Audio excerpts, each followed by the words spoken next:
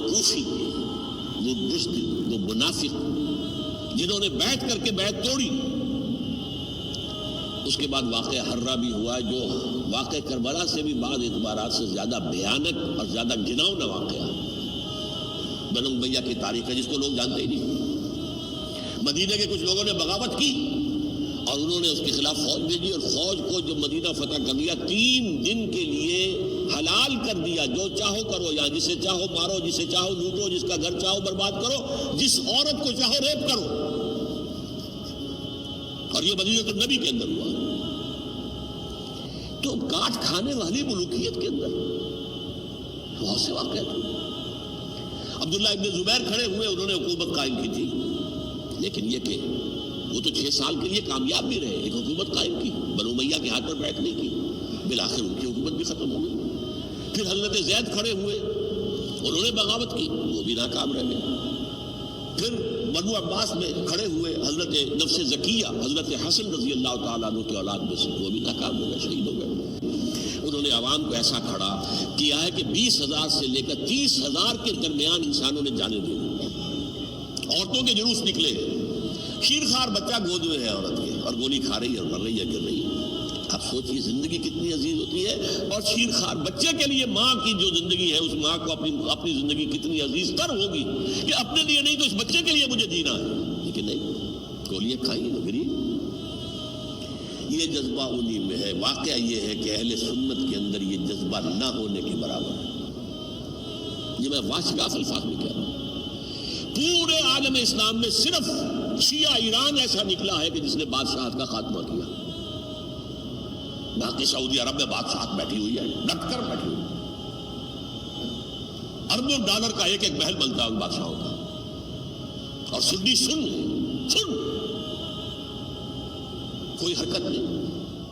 شخص کا کارنامہ وہ یہودی فتنہ گر، وہ روح مزدق کا بروز، ہر تباہ ہونے کو ہے اس کے جنون سے تار تار. اسی طرح وہ عبداللہ ابن سبا یہودی فتنہ گر. آج اہل تشیع میں سے بعض حضرات کہتے ہیں کہ یہ عبداللہ ابن سبا یہ تو افسانوی شخصیت ہے، اس کی حقیقت کوئی تھی ہی نہیں. حالانکہ ان کی اپنی کتاب میں رجال کشی کے اندر اس کا ذکر موجود ہے. اور یہ بھی موجود ہے کہ حضرت علی رضی اللہ تعالیٰ عنہ نے اپنے عہد خلافت میں اسے زندہ جلوایا ہے. اس کی وجہ کیا تھی؟ یہ آیا مدینے کے اندر اسلام کا لبادہ اوڑھ کر، اس نے چند عقیدوں کی اشاعت شروع کی. سب سے پہلے حضرت علی تو خدا ہیں، گاڈ انکارنیٹ، اوتار کا تصور، جیسے ہندوؤں میں ہے رام چندر جی خدا کا اوتار. اور عیسائیت میں بھی پہلے گاڈ انکارنیٹ کا تصور تھا کہ حضرت مسیح خدا کا اوتار، انکارنیشن آف گاڈ. تو اس نے کہا کہ حضرت علی تو خدا کا اوتار ہے، خدا ہے. نمبر 2، اس نے کہا کہ ہر نبی کا ایک وصی ہوتا ہے جس کے حق میں وہ وصیت کرتا ہے. تو حضور صلی اللہ علیہ وسلم کی وصی حضرت علی ہے، لہذا خلیفہ تو اول روز سے حضرت علی ہے. حضرت ابو بکر، حضرت عمر، حضرت عثمان یہ تو غاصب ہے، اور حضرت عثمان کی خلافت تھی اس وقت تو خاص طور پر. پھر اس نے جو قبائلی عصبیت تھی اسے بھڑکایا. پرانی جو عصبیت چل رہی تھی قریش کے اندر، وہ 2 گھرانے ایک دوسرے کے مد مقابل تھے. دیکھیے، ایک ہوتا ہے قبیلہ، ایک ہوتا ہے گھرانہ. ہمارے پنجاب میں ایک قبیلہ ہے وٹو قبیلہ، اس کے گھرانے بہت سے، مانے کے، لالے کے، سجے کے، شامت کے، یعنی کوئی لالا تھا ان میں سے بڑا، ان کے بیٹے ہو گئے لالے کے، ان کی اولاد، خاندان یہ کہلاتے ہیں. قبیلہ ایک، یہ وٹو قبیلہ. تو قبیلہ تھا قریش، اس میں گھرانے بہت تھے، بنو ہاشم، بنو امیہ، بنو تیم، بنو عدی، یہ بہت سے گھرانے تھے. تو چوٹی کے 2 گھرانے جو تھے وہ بنو ہاشم اور بنو امیہ، ان کے درمیان چپقلش تھی، مقابلہ، مسابقت. اور یہ مسابقت فی الخیر بھی ہوتی تھی. اگر انہوں نے غریبوں کو کھانے کھلائے ہیں تو ہم ان سے بڑھ کر کھلائیں گے، اگر وہ حاجیوں کی خدمت کرتے ہیں تو ہم ان سے بڑھ کر کریں گے. تو ان کے اندر یہ مسابقت الخیر بھی تھی، لیکن چپقلش تھی کہ کوئی ہم سے آگے نہ نکل جائے. وہ سمجھتا تھا وہ آگے نہ نکل جائے. اس شخص نے اس پرانی عصبیت کو تازہ کیا کہ حضور تو بنو ہاشم میں سے تھے، لہذا خلافت حق ہے بنو ہاشم کا، یہ غاصب ہے. اس سے پہلے 2 خلفاء جو تھے وہ نہ بنو ہاشم سے تھے نہ بنو امیہ سے تھے. حضرت ابو بکر بنو تیم میں سے تھے، چھوٹا قبیلہ تھا. حضرت عمر بنی عدی میں سے تھے، وہ بھی چھوٹا قبیلہ تھا۔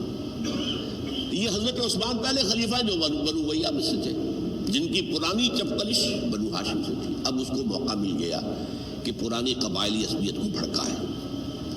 یہ ہے اصل میں اس فتنے کا پس منظر عبداللہ ابن سبا نے جو آ کر پھیلایا ہے، اور اس کی تفصیل میں اس وقت میں نہیں جا سکتا، کیسے یہ فتنہ پروان چڑھا، کیا انہوں نے اسٹریٹجی اختیار کی، کہ یہ کیا کرتے تھے، گروہ بنا کر بھیجتے تھے لوگوں کو۔ کوفے میں جاؤ تو وہاں پر دمشق کے گورنر کے خلاف اور مصر کے گورنر کے خلاف الزامات لگاؤ، اس نے یہ کیا، وہ غبن کر گیا، وہ یہ کر گیا، وہ خیانت کر رہا ہے، وہ رشتہ داروں کو پال رہا ہے، اور عثمان کے خلاف بھی تقریریں کرو رضی اللہ تعالیٰ عنہ۔ دمشق میں جاؤ تو کوفے کے گورنر کے خلاف، کیونکہ دمشق کے گورنر کے خلاف بات کرو گے تو لوگوں کو معلوم ہوگا کہ یہ جھوٹ بول رہے ہیں، لیکن یہ کہ وہاں تو تم بات کرو کوفے کے گورنر کے خلاف اور مصر کے گورنر کے خلاف اور حضرت عثمان کے خلاف۔ مصر میں جاؤ تو بات کرو کوفے کے اور شام کے گورنر کے خلاف اور حضرت عثمان کے خلاف۔ یہ انہوں نے ایسا اٹھایا، اور اس زمانے میں آپ کو معلوم ہے ذرائع رسل و رسائل تھے نہیں، نہ اس فتنے کی پتہ چل سکا جب تک کہ وہ فتنہ جو ہے پوری طرح برگ و بار لا کر تراور درخت نہیں بن گیا۔ اس کے نتیجے میں حضرت عثمان رضی اللہ تعالیٰ عنہ شہید ہوئے، اور خلیفہ پھر حضرت علی رضی اللہ تعالیٰ عنہ کو انہی سوائیوں نے، جنہوں نے گھیراؤ کیا تھا، جنہوں نے حضرت عثمان کو شہید کیا ہے، یہی حضرت علی رضی اللہ تعالیٰ عنہ کے ارد گرد ہوئے۔ اور حضرت علی رضی اللہ تعالیٰ عنہ بھی نہیں چاہتے تھے خلافت کی بیعت لینا، لیکن آخر کیا کرتے؟ کیا وہ امت کو بغیر خلیفہ کے چھوڑ دیتے؟ حضرت زبیر سے کہا گیا، انہوں نے نہیں مانا، رد کر دی بات۔ حضرت طلحہ سے کہا گیا، انہوں نے نہیں مانا۔ حضرت علی سے کہا گیا، اب عشرہ مبشرہ میں سے یہی تو تھے نا، لہذا انہوں نے تسلیم کر لیا، خلافت ہو گئی۔ لیکن اس کے بعد جو خانہ جنگی ہوئی ہے، اس خانہ جنگی کے نتیجے میں نوٹ کر لیجئے کہ 1,00,000 کے قریب مسلمان ایک دوسرے کی تلواروں اور نیزوں اور برچھیوں اور تیروں سے ختم ہو گئے، ہلاک ہو گئے۔ یہ ہماری تاریخ کا تاریخ ترین باب ہے۔ 5 سال، 4.5 سال حضرت علی کی خلافت کے، اور 6 مہینے حضرت حسن کی خلافت کے رضی اللہ تعالیٰ عنہ۔ اس سے کیا ہوا کہ ایک طرف تو اسلام کی جو توسیع ہو رہی تھی، تھمتا نہ تھا کسی سے سیل رواں ہمارا، وہ سیلاب رک گیا، انٹرنل سیبوٹاج ہو گئی نا، اب تو اندر ہی آپس ہی میں اگر دست و گریبان ہو گئے تو باہر اب کیا توسیع کرتے، وہ توسیع کا عمل ہو گیا۔ اور یوں سمجھیے کہ جیسے ٹرک اگر کبھی چل رہا ہو، بھرا ہوا ہو، لوڈنگ، اور وہ چڑھائی چڑھ رہا ہو، تو اگر کہیں موشن ٹوٹ جائے، ٹرک کو رکنا پڑے، تو ڈرائیور کے جان پر بن جاتی ہے، اس لیے کہ اس کو دوبارہ سٹارٹ کرنا، اور جبکہ وہ چڑھائی پر ہے، انکلائن پر ہے، آسان کام نہیں ہوتا، خطرہ ہوتا ہے وہ پیچھے جو ہے وہ نہ جائے۔ اور پہاڑی علاقوں میں آپ کو معلوم ہے ذرا پیچھے چلے جانے کا مطلب جو ہے بہت خطرناک جو ہے نتیجہ نکل سکتا ہے۔ بہرحال حضرت علی رضی اللہ تعالیٰ عنہ نے اپنے خلافت میں ایک کام یہ کیا، اب اس کی کیا مصلحتیں تھیں یہ تو انہی کے علم میں ہوگا، ہم قیاس کر سکتے ہیں، میں اس طرف میں نہیں جانا چاہتا۔ ابھی تک خلافت کا مرکز تھا مدینہ منورہ، حضرت ابوبکر، حضرت عمر، حضرت عثمان، وہی جہاں حضور صلی اللہ علیہ وسلم رہے تھے اور جہاں پر کہ حضور مدفون تھے۔ لیکن حضرت علی نے اپنا مرکز جو ہے وہ کوفہ بنا دیا۔ اچھا، اس کی ایک ظاہری وجہ یہ سمجھ میں آتی ہے کہ اسلام کا جو پھیلاؤ ہو گیا تھا، وہ سلطنت اتنی وسیع ہو گئی تھی کہ مدینہ منورہ بہت جنوب میں اور بڑے صحرا کو عبور کر کے جانا ہوتا تھا۔ کوفہ جبکہ ایسی مقام پر تھا کہ جہاں سے مشرقی راستہ جا رہا ہے ایران کو، عراق کے اندر تو ہے وہ شہر کوفہ، اور ایران اور خراسان اور ہندوستان کو راستہ جا رہا ہے، وہیں سے شمال کی طرف جا رہا ہے، شام کی طرف اور ترکی کی طرف، اور وہاں سے پھر یہ کہ مغربی افریقہ کو بھی کنٹرول کرنا، جو شمالی افریقہ کو، وہ بھی آسان تھا۔ بہرحال حضرت علی نے کوفہ کو اپنا مرکز بنایا، اور نتیجہ یہ ہوا کہ سبائیوں کا بھی مرکز وہی بن گیا، چونکہ انہوں نے اپنے آپ کو گردا گرد رکھا حضرت علی کے رضی اللہ تعالیٰ عنہ۔ اب ظاہر بات ہے کسی پرٹیکولر پرسن کے خلاف تو کوئی مقدمہ موجود تھا نہیں، بلکہ جب جنگ جمل ہو رہی تھی، ابھی جنگ نہیں ہوئی تھی، حضرت عائشہ، حضرت طلحہ، حضرت زبیر وہ لے کر آئے تھے لشکر اس مطالبے کے لیے کہ حضرت عثمان کے قاتلوں کو سزا دی جائے، قصاص لیا جائے۔ حضرت علی رضی اللہ تعالیٰ عنہ سے گفت و شنید ہو رہی تھی. حضرت علی جو ہے اس وقت آمادہ ہو گئے کہ ٹھیک ہے میں جو بھی قاتلین عثمان ہیں ان کو گرفتار کر کے سزا دوں گا.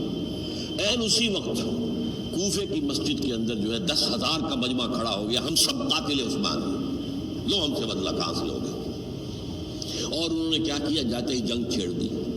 جب چھڑ جائے تو یا مرو یا مارو, اس کے سلاوہ تو کوئی چارہ کار ہوتا ہی نہیں. ایک رات میں 10,000 مسلمان شہید ہوئے, جن میں 2 عشرہ مبشرہ میں سے حضرت زبیر اور حضرت طلحہ رضی اللہ تعالیٰ.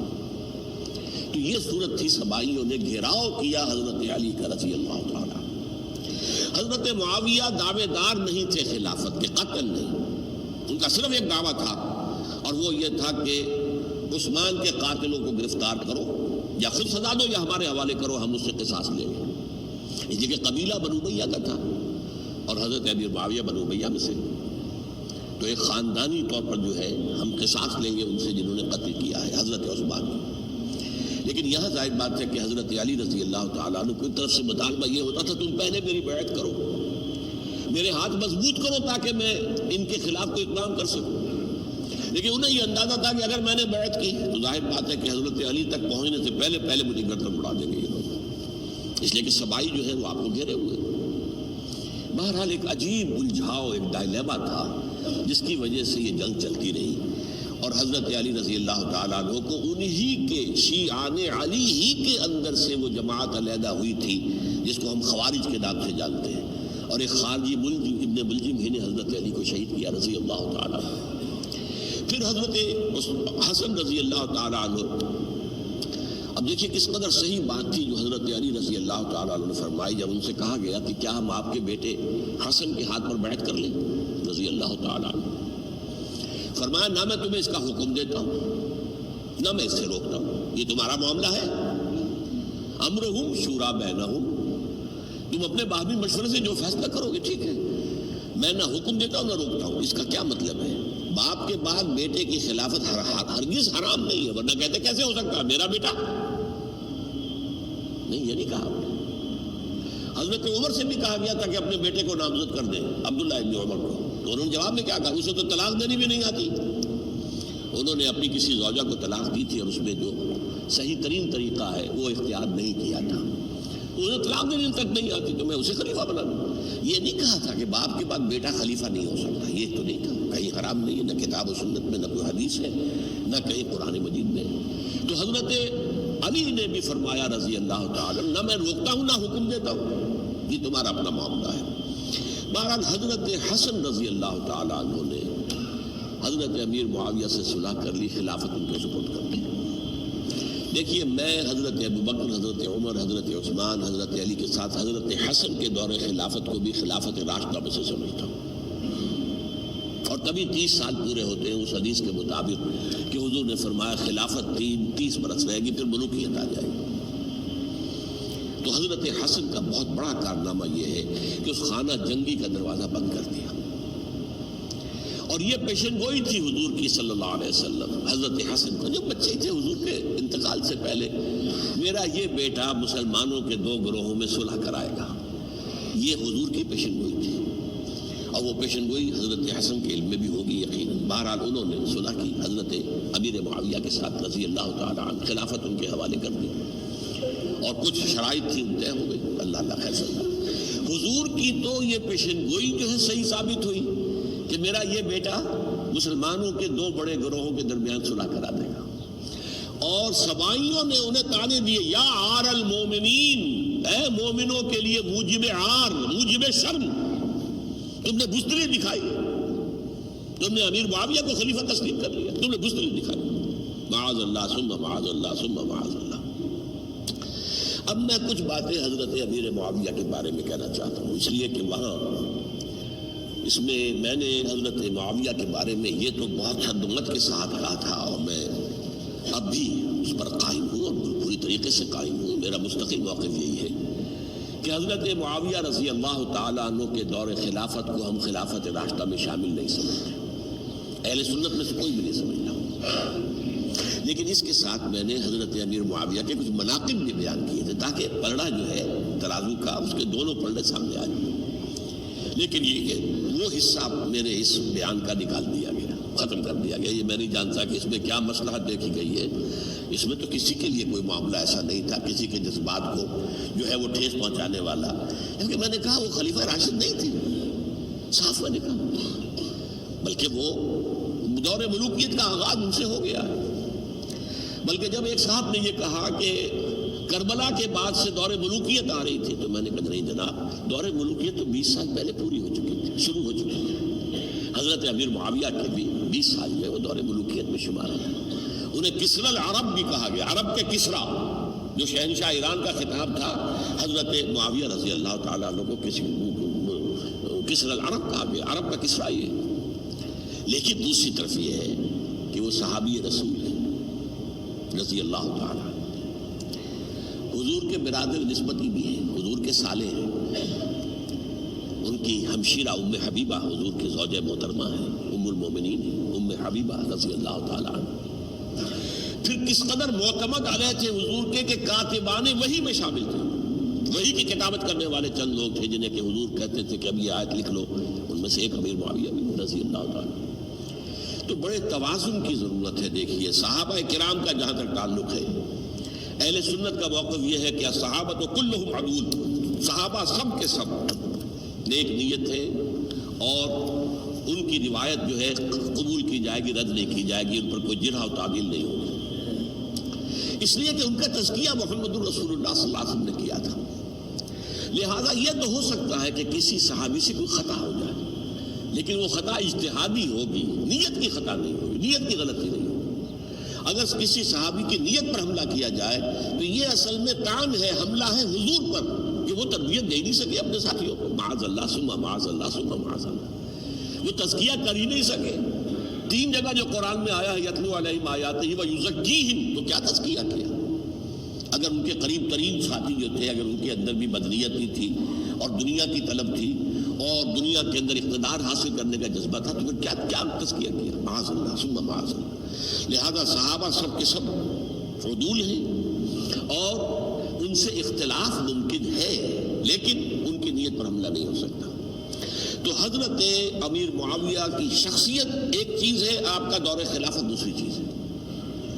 شخصیت کے اعتبار سے صحابی رسول ہیں، برادر نسبتی ہیں حضور کے صلی اللہ علیہ وسلم.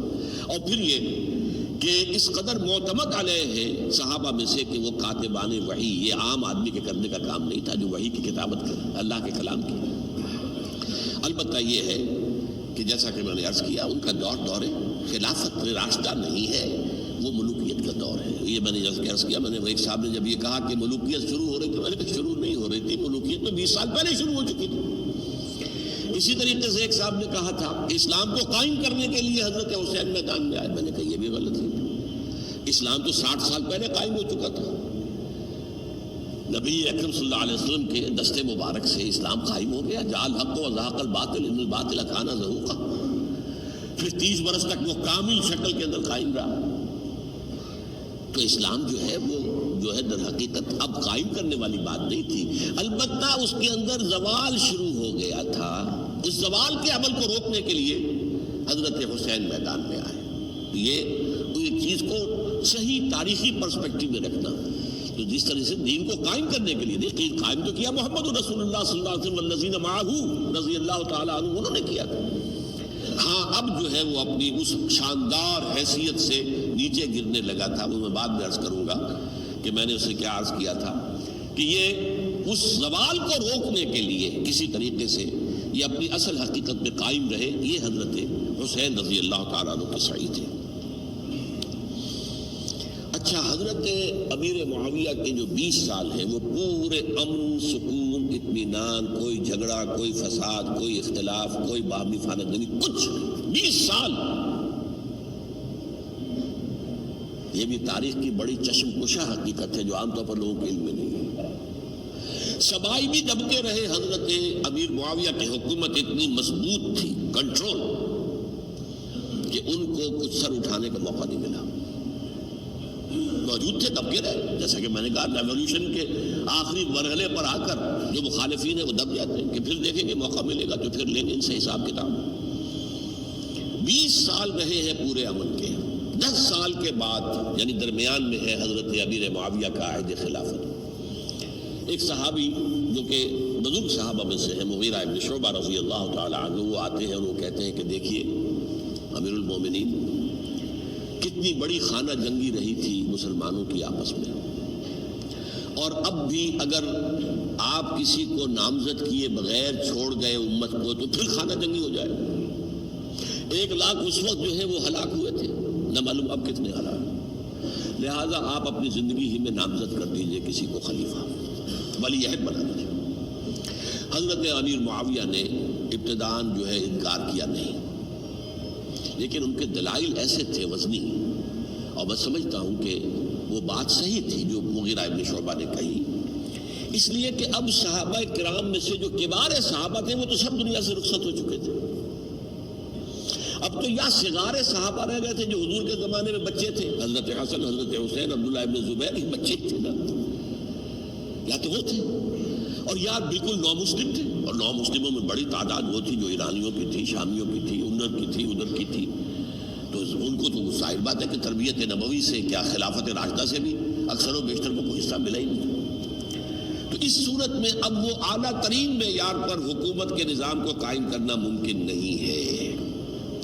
کوئی قبائلی عصبیت جب تک حکومت کی پشت پر نہیں ہوگی، حکومت مستحکم نہیں ہوگی۔ یہ گویا کہ ایک جس کو کہتے ہیں کہ حقیقت بینی، واقعیت پسندی، ایک آئیڈیالزم ہے اور ایک ریئلزم ہے کہ آپ فیکٹس آن دی گراؤنڈ کو غور کریں، سوچیں اس کے اوپر اور پھر کوئی فیصلہ کریں۔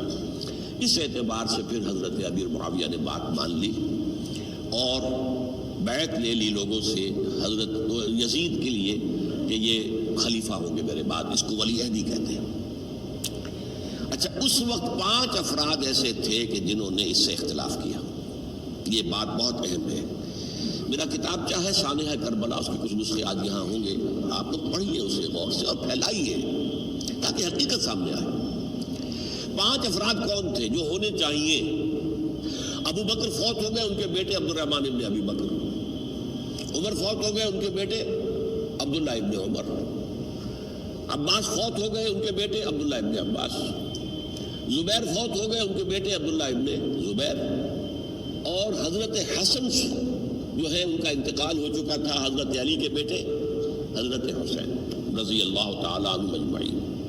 حضرت حسن کے بارے میں ایک فریق کا کہنا یہ ہے کہ انہیں زہر دے کر ہلاک کیا گیا، اہل تشیع کا قول یہ ہے، جبکہ اہل سنت کہتے ہیں کہ نہیں، وہ اپنی جو بھی طبی موت تھی اس سے ان کی وفات، لیکن میں اس میں نہیں جانا چاہتا، اس لیے کہ یہ مائکرو ہسٹری جو ہے نا، وہ تو ایک واقعے کے لیے ادھر کی روایات کیا، ادھر کی کیا ہے، ان کے پاس کیا دلائل، یہ تو کسی ریسرچ اسکالر کا موضوع ہے، میرا موضوع نہیں ہے۔ لیکن بہرحال یہ 5 حضرات تھے جنہوں نے ولی عہدی کی بیعت نہیں کی، لیکن حضرت معاویہ اتنے حلیم الطبع انسان تھے، انہوں نے جبر نہیں کیا، کوئی تشدد نہیں کیا۔ ٹھیک ہے، ولی عہدی کی بیعت نہیں کر رہے، کوئی بات نہیں، میری بیعت تو کی ہوئی ہے نا، ابھی تو میں زندہ ہوں، بات ختم ہو گئی، میری بیعت کو تو نہیں توڑا انہوں نے، فسخ بیعت نہیں کی۔ اس اعتبار سے انہوں نے نہ کوئی تشدد کیا، نہ جبر کیا، نہ کوئی مواخذہ کیا۔ لیکن جب امیر معاویہ کا انتقال ہو گیا، اب ولی عہدی کی بجائے وہ اب خلافت کی بیعت ہوئی، سب لوگوں نے بیعت کر لی۔ ان 5 میں سے ایک فوت ہو چکے تھے، حضرت عبد الرحمن ابن ابی بکر فوت ہو چکے رضی اللہ تعالی، 4 تھے، ان 4 میں ایک اختلاف ہوا۔ 2 کی رائے یہ تھی، عبداللہ ابن عمر، عبداللہ ابن عباس، کہ اگرچہ یہ کام غلط ہوا ہے، اسلام کی روح کے منافی ہوا ہے، یہ بادشاہت کی بنیاد پڑ رہی ہے، لیکن یہ بات ایسی نہیں ہے کہ اس کی بنا پر ہم خانہ جنگی شروع کروا دیں، امت کے اندر خون خرابہ کروائیں، فساد کروائیں۔ لہذا انہوں نے بیعت کر لی۔ اب کوئی اگر یہ کہے معاذ اللہ کہ وہ بک گئے تھے یزید کے ہاتھوں، معاذ اللہ ثم معاذ اللہ، وہی بات آپ اختلاف کر سکتے ہیں کہ انہیں نہیں کرنی چاہیے تھی، یہ کوئی رائے رکھے، مجھے اختلاف نہیں، لیکن ان کی نیت پر حملہ کریں گے تو حملہ محمد رسول اللہ پر ہوگا صلی اللہ علیہ وسلم۔ عبداللہ ابن عمر کون ہے؟ کتنی حدیثیں ان سے جو ہے وہ منقول ہیں۔ عبداللہ ابن عباس کون ہے؟ جنہیں حضور نے جو ہے جن کے لیے دعا کی تھی، اے اللہ فقہہ فی الدین وعلمہ التاویل، اے اللہ اس نوجوان کو دین کا فہم عطا کر اور قرآن کی تعویل اور تفسیر کا علم عطا کر، حبر الامہ کہلاتے ہیں۔ وہ کہیں پیسوں اور ٹکوں کے عوض جانے والے نہیں تھے، انہوں نے امت کی مصلحت دیکھی، نیت جو ہے اس پر حملہ نہ کیجیے، البتہ اختلاف کا حق آپ کو حاصل ہو۔ دو حضرات جو ہے ڈٹے رہے کہ نہیں، ہمیں کم وقت میں ریزسٹ کرنا ہے۔ عبداللہ ابن زبیر عمر کے اعتبار سے وہ بڑے ہیں، مسلمانوں میں سب سے پہلے ولادت مدینے میں جا کر جو ہوئی ہے وہ عبداللہ ابن زبیر کی ہوئی ہے۔ ہجرت کر کے جب مہاجرین وہاں پہنچے، کچھ عرصے تک کسی کے ہاں کوئی اولاد نہیں ہوئی، تو لوگوں نے تانے دینے شروع کر دیے کہ معلوم ہوتا ہے کہ یہاں آ کر یہ مکے کے رہنے والے جو ہے کمزور ہو گئے ہیں، ان کی اولاد ہی نہیں ہو رہی۔ تو عبداللہ ابن زبیر کی ولادت ہوئی ہے، یہ حضرت ابو بکر کے نواسے ہیں، حضور کی زوجہ محترمہ حضرت عائشہ کی بہن، حضرت دیکھیے ابھی نام نکل گیا ہے جی، حضرت اسماء رضی اللہ تعالی عنہ عنہما، یہ ان کے صاحبزادے ہیں، حضرت زبیر کے بیٹے۔ ان کا فیصلہ ہوا کہ ہمیں رجسٹ کرنا ہے کم وقت میں، ایٹ اینی کاسٹ۔ حضرت حسین ابن علی رضی اللہ تعالیٰ عنہ کا بھی فیصلہ ہوا کہ ہمیں رجسٹ کرنا ہے کم وقت میں۔ البتہ ان میں بھی ایک اختلاف ہو گیا، یعنی یہ دو تو جڑے رہے، ان دو میں اختلاف ہو گیا۔ عبداللہ ابن زبیر کا کہنا یہ تھا کہ ہمیں حجاز میں رہنا چاہیے، یہ سرزمین ہے جس میں نبوت کی برکات سب سے زیادہ ہیں، یہاں ہم مضبوط قلعے کے اندر ہیں، ہمیں یہاں سے جو ہے رجسٹ کرنا چاہیے اور ختم کرنا چاہیے اس نظام کے اندر جو خرابی آ گئی ہے اس کو۔ حضرت حسین رضی اللہ تعالیٰ عنہ کے پاس خطوط کا تانتا بنا ہوا تھا، کوفے سے لوگ خط لکھ رہے تھے، آئیے آئیے آئیے، ہم آپ کے ہاتھ پر بیعت کریں گے، ہم آپ کے ہاتھ پر بیعت کریں گے، ہم آپ کے ہاتھ پر بیعت کریں گے۔ یہی وہ کوفہ جو حضرت علی کا دارالخلافہ رہا تھا اور جو پھر سبائیت کا گڑھ بن گیا تھا۔ چنانچہ حضرت حسین نے حضرت مسلم بن عقیل کو بھیجا وہاں پر کہ میرے نمائندے کی حیثیت سے جا کر وہاں پر بیعت لو۔ 10-12 ہزار افراد نے بیعت کر لی، لیکن اس کے بعد یزید کی طرف سے گورنر بنا کے بھیجا گیا ابن زیاد کو۔ ابن زیاد نے آ کر جو تشدد کیا اور سختی کی تو سب کے سب بیعت توڑ کر اور سب منحرف ہو گئے۔ مخلصین تو وہ تھے نہیں، الکوفی لایوفی، کوفی جو ہے وہ تو کوئی وعدہ وفا کرنے والا ہوتا ہی نہیں، بیعت توڑ دی۔ فمن نقص فانما ينقص على نفسه، بیعت کے بعد بیعت توڑ دینا بہت بڑا گناہ ہے، توڑ دی۔ ادھر اطلاع مل گئی حضرت حسین کو، چل چکے تھے وہ، راستے میں تھے کہ وہاں تو مسلم بن عقیل شہید ہو گئے اور سب لوگوں نے بیعت توڑ دی۔ اب واپس جانا چاہتے تھے، لیکن مسلم بن عقیل کے بیٹے جو ہے اڑ گئے۔ یہ عرب کی اپنی ایک جو ہے پرانی ان کی حمیت اور ان کا قبائلی نظام کہ اب ہم اپنے والد کے خون کا قصاص لیے بغیر نہیں جائیں گے۔ حضرت حسین رضی اللہ تعالیٰ عنہ کی مروت اور شرافت کہ یہ میرا ساتھ دینے کے لیے آئے تھے، اب میں ان کا ساتھ نہ دوں تو یہ تو شرافت اور مروت کے خلاف ہے۔ کہا اچھا چلو چلتے۔ وہاں جا کر بھی عین اپنے میدان کے اندر بھی حضرت حسین رضی اللہ تعالیٰ عنہ نے 3 چیزیں پیش کی ان کوفیوں کے لشکر کے خلاف۔ سب سے بڑا لشکر کے اندر سب سے بڑے تو کوفی تھے جنہوں نے بیعتیں کی ہوئی تھی حضرت حسین کے ساتھ۔ دیکھو مجھے جانے دو واپس حجاز کی طرف، یا مجھے سرحدوں پر بھیج دو تاکہ میں کافروں کے ساتھ جنگ کرتے ہوئے اپنی جان دے دوں، یا مجھے یزید کے پاس جانے دو، میں اپنا معاملہ اس سے طے کر لوں۔ لیکن کوفیوں کو یہ گوارا نہیں تھا۔ اگر یہ یزید کے پاس پہنچ گئے تو ہمارا کچا چٹھا بیان کر دیں گے کہ مجھے تو ان لوگوں نے برگلا کر بلایا تھا۔ اس لیے کہ دیکھیے حضرت امیر معاویہ کے 20 سالوں کے دوران میں بتا چکا ہوں، ان کی حکومت اتنی مستحکم تھی کہ اس کے خلاف کوئی فتنہ اٹھانا ممکن نہیں تھا۔ اب چونکہ چینج اوور ہوا تھا، اور چینج اوور میں آپ کو معلوم ہوتا ہے کہ ایک جس کو کہتے ہیں every thing is in the melting پاٹ، ابھی تو یہ درمیان کے اندر معاملہ ہے، تو انہیں موقع ملا، سر اٹھایا حضرت حسین رضی اللہ تعالیٰ عنہ کو، جو خطوط لکھے جس کے کہ تھیلے کے تھیلے اور بوریوں کی بوریاں بھری ہوئی حضرت حسین کے ساتھ تھی، وہ کہا کہ آئیے ہم آپ سے بیعت کریں گے۔ انہوں نے نہیں مانا، اور اصل میں حضرت حسین کے قاتل وہ کوفی وہ بزدل، وہ منافق جنہوں نے بیعت کر کے بیعت توڑی، اور اب وہ آ گئے کہ اگر یہ حسین رضی اللہ تعالیٰ عنہ بچ کر کہیں یزید کے پاس پہنچ گئے تو پھر ہمارا کچا چٹھا جو ہے وہ سامنے آ جائے گا اور ہماری پھر شامت آ جائے گی۔ لہذا انہوں نے قتل کیا حضرت حسین کو رضی اللہ تعالیٰ۔ ایک بات جو علامہ ڈاکٹر قلب صادق نے فرمائی، اور میرے علم میں یہ بات پہلے نہیں تھی، وہ یہ کہ حضرت حسین کے قتل کا فتویٰ ایک بہت بڑے مفتی نے دیا تھا۔ یہ بات بھی ذرا سمجھ لیجیے، حضرت حسین رضی اللہ تعالیٰ عنہ کے قتل کا فتویٰ ایک بہت بڑے مفتی نے دیا تھا۔ کیوں دیا تھا؟ اس لیے کہ حضور کی احادیث موجود ہیں کہ جب ایک شخص کی ایک خلیفہ کی بیعت ہو جائے تو دوسرا اگر کھڑا ہو تو اسے قتل کر دو، کھلی حدیث۔ اسی لیے ایک بہت بڑے مفسر بھی ہیں، فقیہ بھی ہیں، قاضی ابن العربی رحمۃ اللہ علیہ۔ ایک ابن عربی ہے، الف لام کے بغیر ابن عربی، وہ بہت بڑے صوفی ہیں، فلسفی ہیں، اندلس کے ہیں۔ یہ قاضی ابن العربی ہیں جنہوں نے قرآن کی ایک تفسیر لکھی ہے اس اعتبار سے کہ صرف ان آیات کی تفسیر جن سے کہ فقہی احکام جو ہے ان کا استنباط ہوتا ہے۔ یہ دو تفسیریں اس طور سے لکھی گئی ہیں قرآن مجید کی، احکام القرآن ان کا نام ہے دونوں کا، ان میں سے ایک جو ہے قاضی ابن العربی کی ہے۔ ان کا ایک جملہ نقل ہوتا ہے، قتل الحسین بسیف جدہ، حسین قتل ہو گئے اپنے ہی نانا کی تلوار سے۔ وہ تلوار کیا تھی؟ جب کسی کی بیعت ہو چکی ہو، پھر کوئی کھڑا ہو مدعی خلافت، قتل کرو۔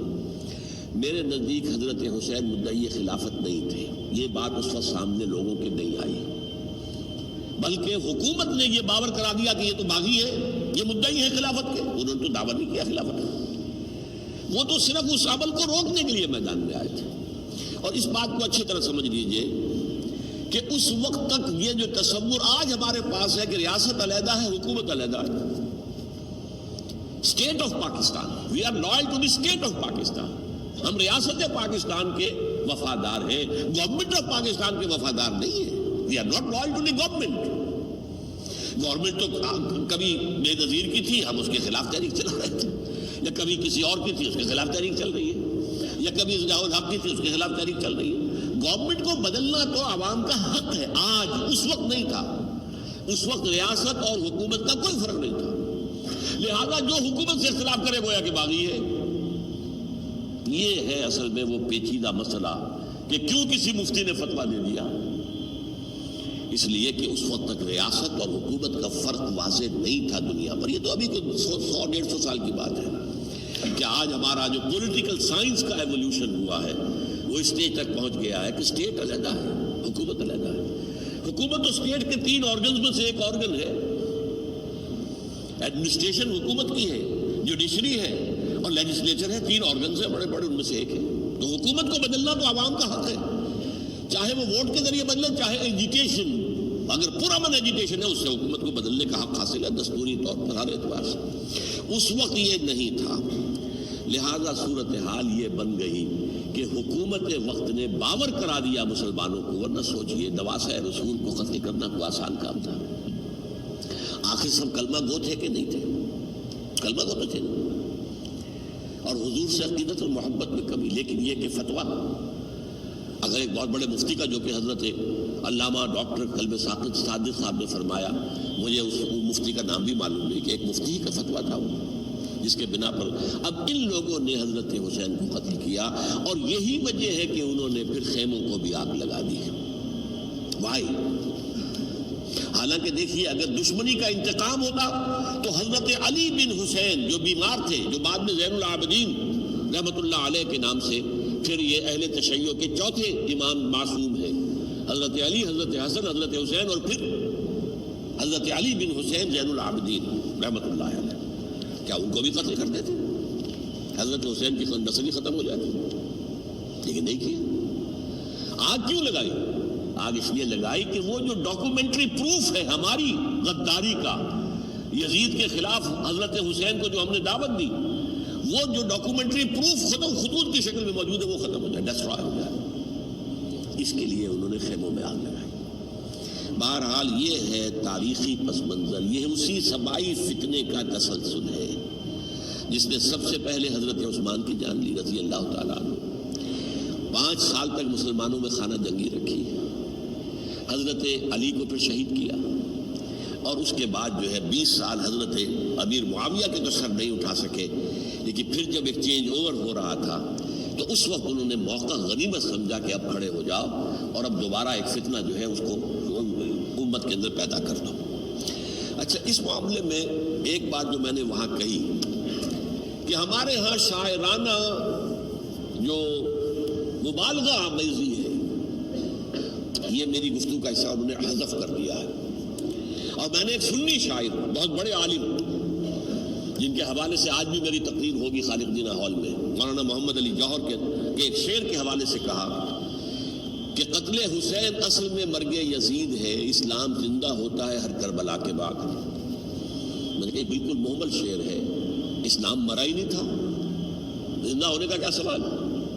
اور اگر کسی درجے میں مزمحل یا زخمی ہوا تھا تو وہ تو رہا، کربلا کے بعد بھی رہا، یزید کی حکومت بھی رہی، بنو امیہ کی حکومت بھی چلی، کوئی تبدیلی تو نہیں ہے۔ یہ کیا کہہ رہے ہیں؟ اسلام زندہ ہوتا ہے کربلا کے بعد؟ میں نے کہا اسلام مرا نہیں تھا۔ جیسے میں نے یہ کہا کہ ملوکیت جو ہے وہ اب شروع نہیں ہوئی، ملوکیت تو 20 برس پہلے شروع ہو چکی تھی، حضرت امیر معاویہ تھے، لیکن ظاہر بات ہے کہ حضرت حسن نے، حضرت حسین نے اس کو قبول کیا، اور حضرت حسین نے تو پھر 10 سال تک ولی عہدی جو تھی چاہے بیعت نہیں کی، لیکن اس کے خلاف میدان میں آ کر چیلنج تو نہیں کیا۔ اس اعتبار سے یہ معاملہ جو ہے اسلام زندہ ہوتا ہے کربلا کے بعد، یہ بے تکی بات ہے۔ ہاں، حضرت شاہ اسماعیل شہید رحمۃ اللہ علیہ کی اگر میں تشبیہ کو، تمثیل کو سامنے رکھوں تو اسلام کی عمارت 6 منزلہ ہے، 6ٹھی منزل ٹاپ کی وہ گر گئی، 5 منزلیں انٹیکٹ تھیں، اسلام مرا نہیں تھا۔ عدالت میں شریعت کے مطابق فیصلے ہو رہے تھے، قاضی تھے، مفتی تھے، شریعت نافذ تھی، اسلام کیا مرا تھا؟ جبکہ خود کہہ رہے ہیں علامہ کلب صادق کے ایک مفتی کے فتوے سے حضرت حسین کو قتل کیا گیا۔ اب وہ مفتی کی رائے، اس کی بدنیتی ہو، جو بھی ہو، وہ جانے، اللہ جانے، لیکن عام مسلمان کیا کریں؟ اس پہلو سے اسلام مرا نہیں تھا۔ ہاں، ایک منزل گر گئی تھی، وہ گری رہی، 1000 برس تک گری رہی، یہاں تک کہ آ کر مغربی امپیریلزم نے اس کے گرایا، ملوکیت کا معاملہ ختم کیا، اور وہ جبرین ملوکیت دوسری آ گئی، ورنہ وہی بادشاہی چلی ہے۔ بلکہ دور بنو امیہ میں وہ بادشاہی پوری طرح اس نے بالوں پر نہیں نکالے تھے، اصل بالوں پر تو اس نے نکالے ہیں دور بنو عباس میں آ کر، اور پھر سلاطین جو ہے ترک، جو ترک خلفاء ہے، ان کا بھی بادشاہت تھی، اور کیا تھا، وہ خلافت تو نہیں تھی۔ تو یہ تو اسلام میں جو بھی نقص واقع ہو گیا تھا، کبھی واقع ہو گئی تھی، وہ جو کی تو برقرار رہی، اس کو بھی تسلیم کیا۔ میں اللہ کا شکر ادا کر کے کہتا ہوں کہ دونوں حضرات، دونوں شیعہ دانشور اور بڑی اعلیٰ سطح کے جو شیعہ عالم تھے، انہوں نے اس بات کو تسلیم کیا اور میری اس بات کو چیلنج نہیں کیا۔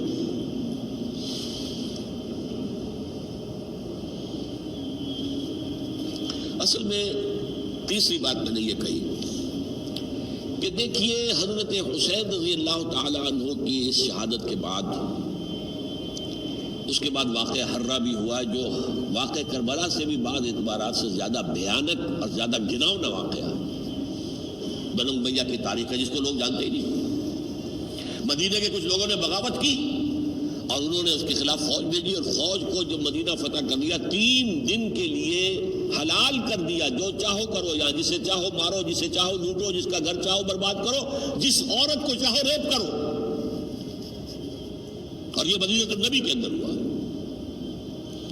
تو کاٹ کھانے والی ملوکیت کے اندر بہت سے واقعات ہوئے۔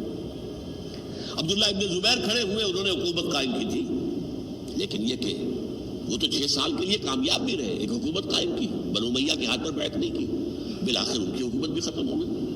پھر حضرت زید کھڑے ہوئے، انہوں نے بغاوت کی، وہ بھی ناکام رہ گئے۔ پھر بنو عباس میں کھڑے ہوئے حضرت نفس زکیہ، حضرت حسن رضی اللہ تعالیٰ عنہ کی اولاد میں سے، وہ بھی ناکام ہو گئے، شہید ہو گئے۔ پھر یہ سمجھ لیا گیا کہ اب یہ جہاں تک 6ٹھی منزل ہے وہ تو دوبارہ تعمیر نہیں ہو سکتی، یہ تو جس کی لاٹھی اس کی بھینس، جس کے پاس طاقت ہوگی اس کی حکومت ہوگی، جس کا قبیلہ زیادہ قوی ہوگا، جس قبیلے میں زیادہ عصبیت ہوگی، مضبوط ہوگا، متحد ہوگا، طاقتور ہوگا، اسی کی حکومت ہوگی۔ البتہ اس کے نیچے لوگوں کے اخلاق کی اصلاح کرو۔ صوفیاء کرام نے وہ کام اپنے ذمے لیا، اور بالکل وہی کام ہے کہ جو ائمہ اہل بیت کرتے رہے۔ حضرت حسن کی اولاد میں پھر حضرت علی بن حسین رضی اللہ عنہ، حضرت حسین کی اولاد میں، پھر امام محمد باقر، امام محمد جعفر صادق، اور اس کے بعد بھی 5 اور، کسی نے بغاوت نہیں کی۔ جیسے علماء کرام کام کر رہے تھے اور جیسے صوفیاء کرام کام کر رہے تھے، ایسے ہی وہ مسلمانوں کی علمی تربیت، روحانی تربیت و تزکیہ کر رہے تھے۔ کسی نے حکومت کو چیلنج نہیں کیا۔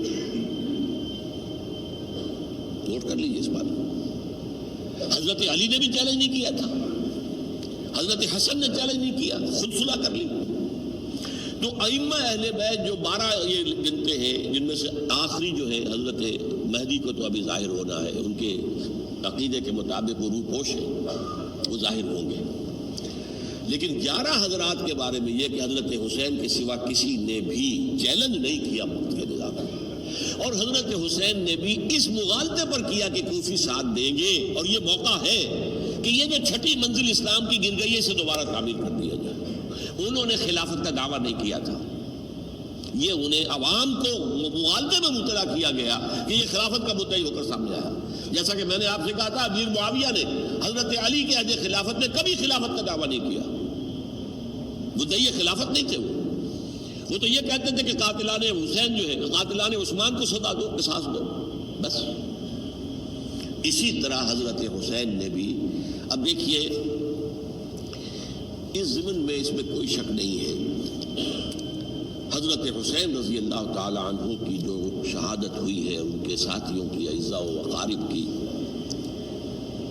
تاریخ انسانی میں یہ عزم، ہمت، شجاعت، مثابرت، صبر، استقلال، استقامت، اس کی بہت روشن مثال ہے، بہت روشن مثال ہے، بہت روشن مثال ہے۔ لیکن اس سے تاریخ کی رفتار پر کوئی اثر نہیں پڑا۔ وہ جو ملوکیت آ گئی تھی وہ اور گہری سے گہری ہوتی چلی گئی۔ واقعہ کربلا کے بعد تو واقعہ ہرنا ہوا میں نے گنوا دیا، اس سے زیادہ تو میرے خیال میں کہ اور ہمارے لیے لائق شرم جو ہے کوئی واقعہ ہے ہی نہیں اس پہلو سے۔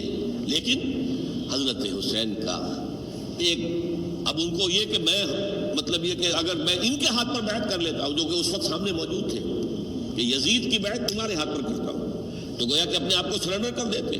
وہی خطرہ جو امیر معاویہ کو تھا کہ مجھے وہ تو پہنچنے بھی نہیں دیں گے علی تک رضی اللہ تعالیٰ عنہ، اور مجھے پہلے شہید کر دیں گے، یہی خطرہ حسین کو تھا رضی اللہ تعالیٰ عنہ کہ مجھے یزید تک پہنچنے نہیں دیں گے، پہلے قتل کر دیں گے۔ اور ویسے بھی یہ ایک شرافت، مروت اور حمیت اور غیرت اور عزت نفس کا تقاضا بھی تھا کہ بھائی معاملہ ہے یزید کا، مجھے وہاں جانے دو، اللہ اللہ خرچ ہوگا، یو کین اسکورٹ می، میرے دائیں بائیں چلو تاکہ میں کہیں اور بھاگ نہ جاؤں تمہارے خیال میں، مجھے وہاں پہنچا دو، میں وہاں پہ جا کے اسے معاملہ کر لوں گا۔ لیکن انہوں نے قتل کیا، اصل قاتلان کوفی، وہی سبائی۔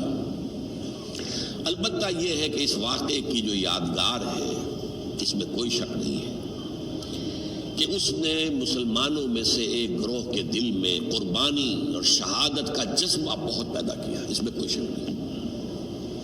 اور جس طریقے سے کہ عاشورہ محرم میں یاد منائی جاتی ہے، جس طریقے سے اس نے اہل تشیع کے اندر قربانی کا جذبہ بے انتہا پیدا کر دیا، اگرچہ وہ جذبہ بروئے کار نہیں آتا، اس لیے کہ ان کے ہاں یہ عقیدہ ہے، یہ طے ہے کہ جب تک حضرت مہدی ظاہر نہیں ہوں گے ہم کسی کے خلاف بغاوت نہیں کریں گے۔ یہ پوری تاریخ میں ان کا معاملہ رہا، تمام جو ہے ائمہ اہل بیت کا معاملہ رہا، جب تک مہدی نہیں آتے keep sitting and keep waiting, wait and see, that's آل۔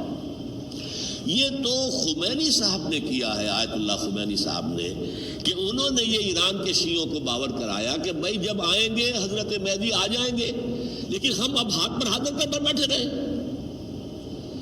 باطل کو چیلنج بھی نہ کریں، ہمیں کچھ تو کرنا چاہیے، وہ ہاتھ پاؤں ہلانے چاہیے، اور کچھ نہیں تو مہدی کا راستہ جو ہے صاف کرنا چاہیے، تمہید کرنی چاہیے، ان کے راستہ ہموار کیا جائے۔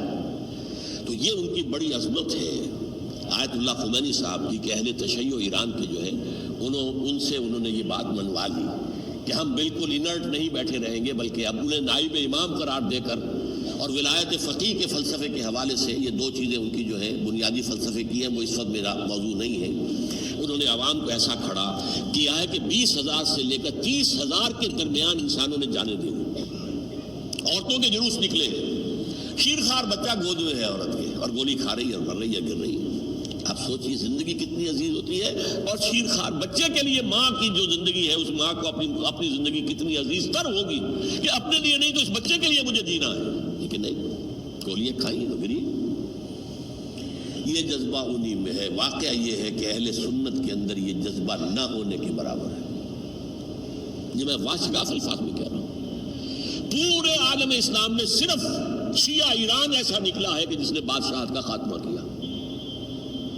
باقی سعودی عرب میں بادشاہت بیٹھی ہوئی ہے، ڈٹ کر بیٹھی ہوئی. اربوں ڈالر کا ایک ایک محل بنتا ہے ان بادشاہوں کا، اور سنی سن کوئی حرکت نہیں. وہ تو اب جو حرکت ہو رہی ہے وہ اینٹی امریکن حرکت ہے جو ہو رہی ہے. در حقیقت وہ مسئلہ بالکل دوسرا ہے جو اس وقت ہو رہا ہے. لیکن یہ کہ عالم اسلام میں کوئی تحریک ایسے نہیں اٹھی. یہ اہل تشیع میں ہے جو بالکل استثنائی بات ہے کہ انہوں نے جو ہے ایسا بادشاہ جس کو کہا جاتا تھا کہ اس کا جو اسلحہ خانہ ہے وہ ایشیا میں سب سے بڑا اسلحہ خانہ ہے، جو 2500 سالہ پرانی جو ایک عظمت تھی ایران کی اس کو دوبارہ تازہ اور زندہ کرنا چاہتا تھا. 2500 سالہ برسی اس نے منائی تھی، اس کے لیے ایک شہر آباد کیا تھا کہ خسرو یا سائرس یا ذوالقرنین قرآن مجید کی اصطلاح میں اس کی یادگار بنائی تھی. اور وہ سوچ رہا تھا کہ وہی عظمت دوبارہ ایران کی ہوگی جو کہ خسرو کے زمانے میں تھی، جس کا قرآن مجید میں سورہ کاف کے اندر ذکر ہے. مشرقی فتوحات، مغربی فتوحات، شمالی فتوحات.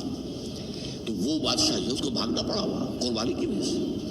تو یہ جو ہے واقعہ کربلا نے، اس میں کوئی شک نہیں ہے کہ ایک ایسی مشعل روشن کی ہے جس کو کہ ہر شخص کو دیکھنا چاہیے. یہ بھی انسان، جیسے کہ اقبال نے ایک شعر کہا تھا غالب کے لیے، فکر انسان پر تیری ہستی سے یہ روشن ہوا ہے، پرے مرغ تخیل کی رسائی تاک ہو جا. تو فکر انسان پر حضرت حسین کی قربانی سے یہ واضح ہوا ہے کہ انسان کس حد تک جا سکتا ہے قربانی دینے کے لیے اپنے کسی مقصد کے لیے. مقصد ان کا جو تھا، میں نے اسی لیے آیت پڑھی تھی، معاذ اللہ ثم معاذ اللہ. میں ایک آخری بات جو کہہ رہا ہوں وہ نوٹ کر لیجئے.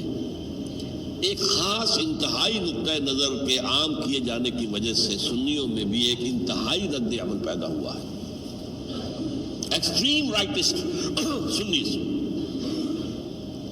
اگر ایک طرف سے حملہ کیا گیا ہے حضرت عثمان کی نیت پر، ان کو خیانت کا الزام لگایا گیا، ان پر اقربا پروری کا الزام لگایا گیا، حضرت ابو موسیٰ اشعری پر خیانت اور غداری کا الزام لگایا گیا. یہ ساری چیزیں اگر صحابہ کرام کے اوپر ہوئی ہیں، امیر معاویہ پر، امیر اور عمرو بن العاص پر، تو جواب میں کچھ لوگ کھڑے ہو گئے. حضرت علی وہ اقتدار کے طالب تھے، معاذ اللہ ثم معاذ اللہ ثم معاذ اللہ.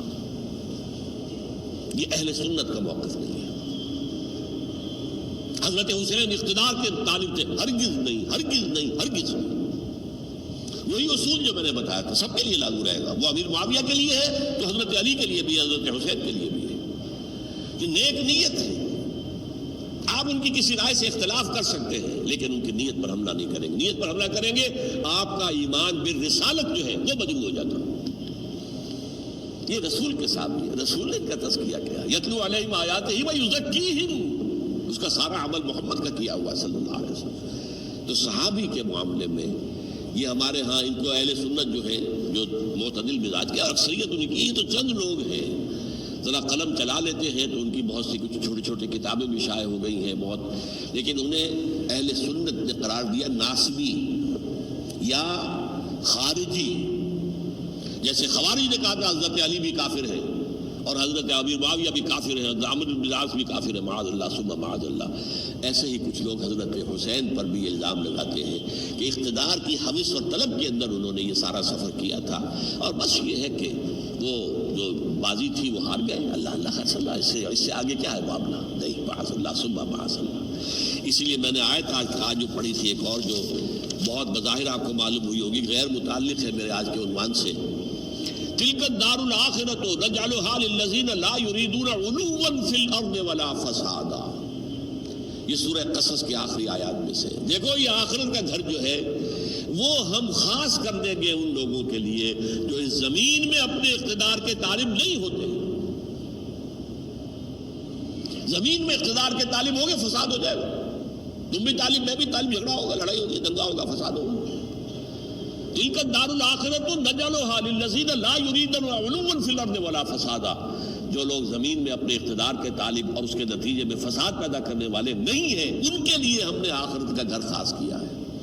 والعاقبۃ للمتقین، اور عاقبت جو ہے، انجام کار آخرت جو ہے وہ تو متقیوں کے لیے ہے۔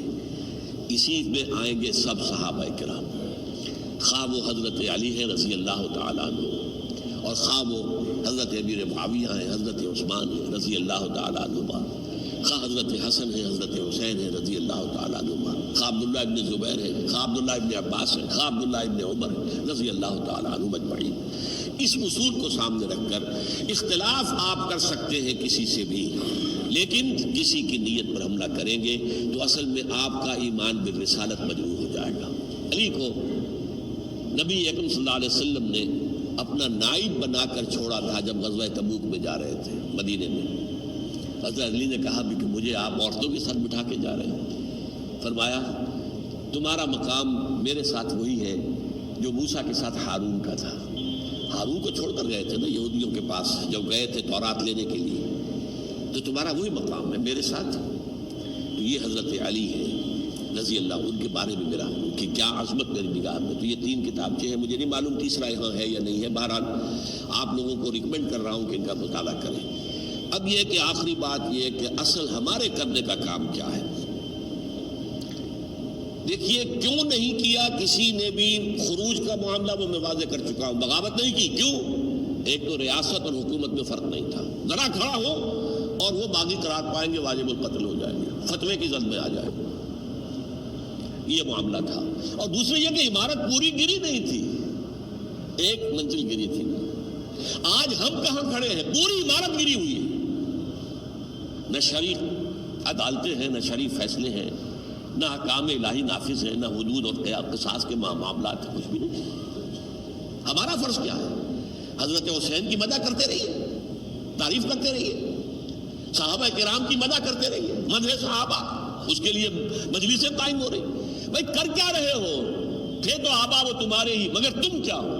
ہاتھ پر ہاتھ دھرے منتظر فردا ہو۔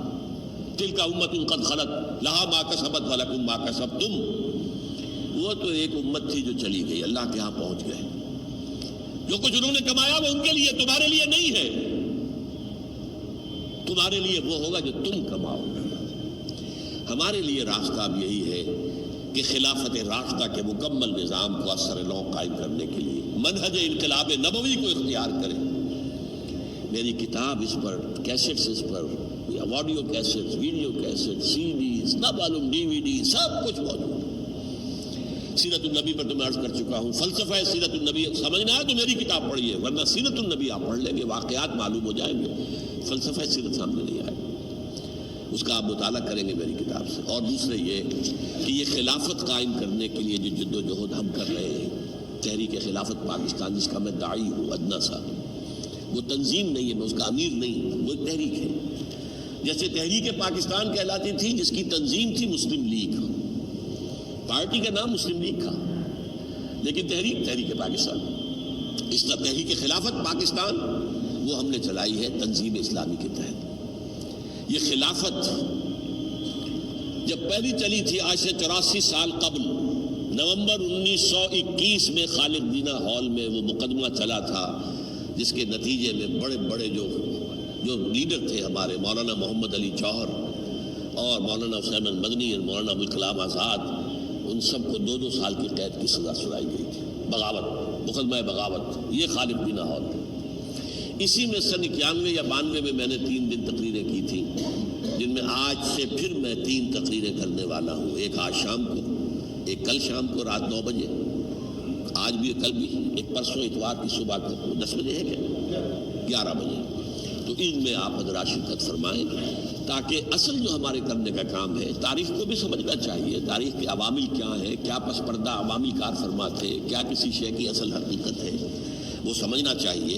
لیکن یہ ہے کہ اس اعتبار سے میں نے جب یہ لفظ استعمال کیا تھا اس مذاکرے میں، لپ سروس، کہ یہ ہم صرف لپ سروس کرتے رہے، مدح کے بیان کرتے رہے، منقبت بیان کرتے رہے، حضور کی نعتیں کہتے رہے، تو اس سے تو بات نہیں بنے گی جب تک کہ وہ فرض منصبی شہادت علی الناس کا جو ہمارے ذمے ہے بحیثیت امت محمد صلی اللہ علیہ وسلم اس کو ادا نہ کرے۔ مجھے خوشی ہے کہ اس کی بھی تائید دونوں حضرات نے کی۔ ہاں یہ لپ سروس کا معاملہ ہے، اللہ تعالی حضرت حسین کے نقش قدم پر چلتے ہوئے، بلکہ اصل میں تو ہمارے لیے اسوہ رسول ہے محمد صلی اللہ علیہ وسلم کا، اس پر چلتے ہوئے ہم پاکستان میں اسلام کا نظام خلافت قائم کرنے کی جد و جہد کریں۔ اقول قولی ھذا واستغفر اللہ لی ولکم ولسائر المسلمین والمسلمات۔